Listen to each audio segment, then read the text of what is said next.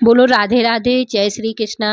कृष्ण पर क्यों लगा चोरी का कलंक, आज की वीडियो में देखेंगे कि कृष्ण पर क्यों लगा था चोरी का कलंक। जब चतुर्थी का चंद्र देखने से श्री कृष्ण पर लगा चोरी का कलंक, पढ़े स्यमंतक मणि की पौराणिक कथा। भाद्रपद मास की चतुर्थी तिथि शुरू होने से लेकर खत्म होने तक चंद्रमा का दर्शन नहीं करना चाहिए।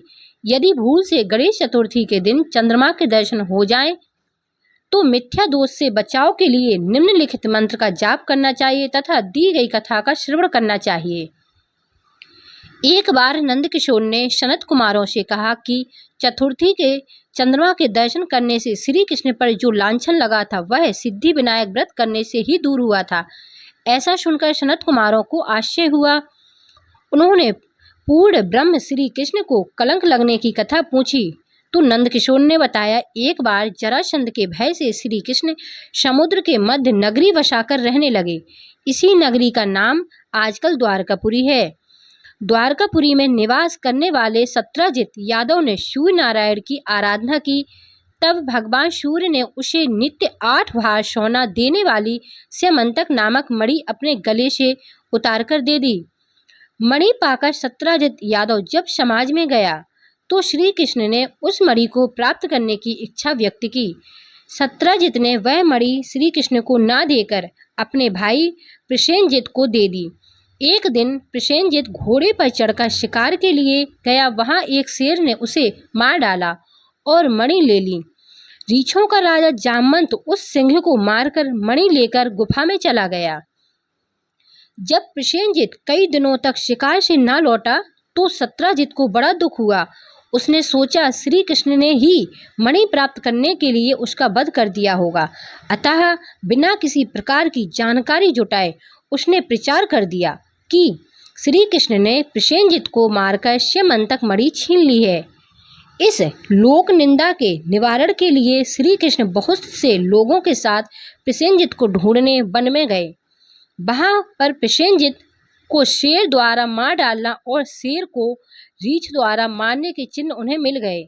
रीछ के पैरों की खोज करते करते वे जामवंत की गुफा पर जा पहुंचे और गुफा के भीतर चले गए। वहां उन्होंने देखा कि जामवंत की पुत्री उस मणि से खेल रही है। श्री कृष्ण को देखते ही जामवंत युद्ध के लिए तैयार हो गया। युद्ध छिड़ गया। गुफा के बाहर श्री कृष्ण के साथियों ने उनकी 7 दिन तक प्रतीक्षा की। फिर वे लोग उनके वध को जानकर पश्चाताप करते हुए द्वारकापुरी लौट गए। इधर 21 दिन तक लगातार युद्ध करने पर भी जामवंत श्री कृष्ण को पराजित न कर सका। तब उसने सोचा, कहीं यह वह अवतार तो नहीं जिसके लिए मुझे रामचंद्र जी का वरदान मिला था। यह पुष्टि होने पर उसने अपनी कन्या का विवाह श्री कृष्ण के साथ कर दिया और मणि दहेज में दे दी। श्री कृष्ण जब मणि लेकर वापस आए तो सत्राजित अपने किए पर बहुत लज्जित हुआ। इस लज्जा से मुक्त होने के लिए उसने भी अपनी पुत्री का विवाह श्री कृष्ण के साथ कर दिया। कुछ समय के बाद श्री कृष्ण किसी काम से इंद्रप्रस्थ चले गए। तब अक्रूर तथा ऋतु वर्मा की राय से सतधनवा यादव ने सत्राजित को मारकर मणि अपने कब्जे में ले ली। सत्राजित की मौत का समाचार जब श्री कृष्ण को मिला तो वे तत्काल द्वारका पहुंचे। वे सतधनवा को मारकर मणि छीनने को तैयार हो गए। इस कार्य में सहायता के लिए बलराम भी तैयार थे। यह जानकर सतधनवा ने मणि अक्रूर को दे दी और स्वयं भाग निकला। श्री कृष्ण ने उसका पीछा करके उसे मार तो डाला पर मणि उन्हें नहीं मिल पाई। बलराम जी भी वहां पहुंचे। श्री कृष्ण ने उन्हें बताया कि मणि इसके पास नहीं है। बलराम जी को विश्वास न हुआ। वे अप्रसन्न होकर विदर्भ चले गए। श्री कृष्ण के द्वारका लौटने पर लोगों ने उनका भारी अपमान किया। तत्काल यह समाचार फैल गया कि स्यमंतक मणि के लोभ में श्री कृष्ण ने अपने भाई को भी त्याग दिया। श्री कृष्ण इस अकारण प्राप्त अपमान के शोक में डूबे थे कि सहसा वहां नारद जी आ गए। उन्होंने श्री कृष्ण को बताया, आपने भाद्रपद शुक्ल चतुर्थी के चंद्रमा का दर्शन किया था, इसी कारण आपको इस तरह के लांछित होना पड़ रहा है। श्री कृष्ण ने पूछा, चौथ के चंद्रमा को ऐसा क्या हो गया जिसके कारण उसके दर्शन मात्र से मनुष्य कलंकित होता है। तब नारद जी बोले, एक बार ब्रह्मा जी ने चतुर्थी के दिन गणेश जी का व्रत किया। गणेश ने प्रकट होकर वर मांगने को कहा तो उन्होंने मांगा कि मुझे सृष्टि की रचना करने का मोह ना हो। गणेश जी ज्यों ही तथास्तु कहकर चलने लगे, उनके विचित्र व्यक्तित्व को देखकर चंद्रमा ने उपहास किया।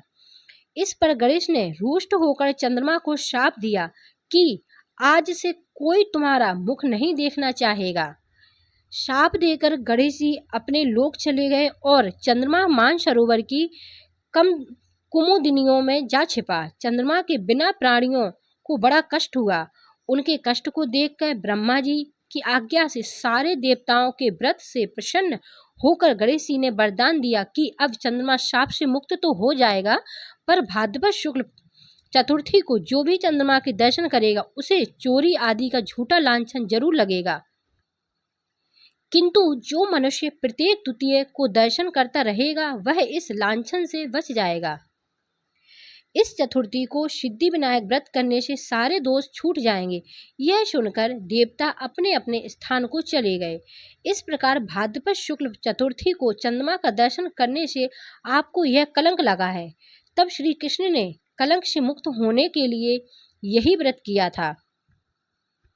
कुरुक्षेत्र के युद्ध में युधिष्ठिर ने भगवान श्री कृष्ण से पूछा, भगवान, मनुष्य की मनोकामना सिद्धि का कौन सा उपाय है? किस प्रकार मनुष्य धन, पुत्र, सौभाग्य तथा विजय प्राप्त कर सकता है?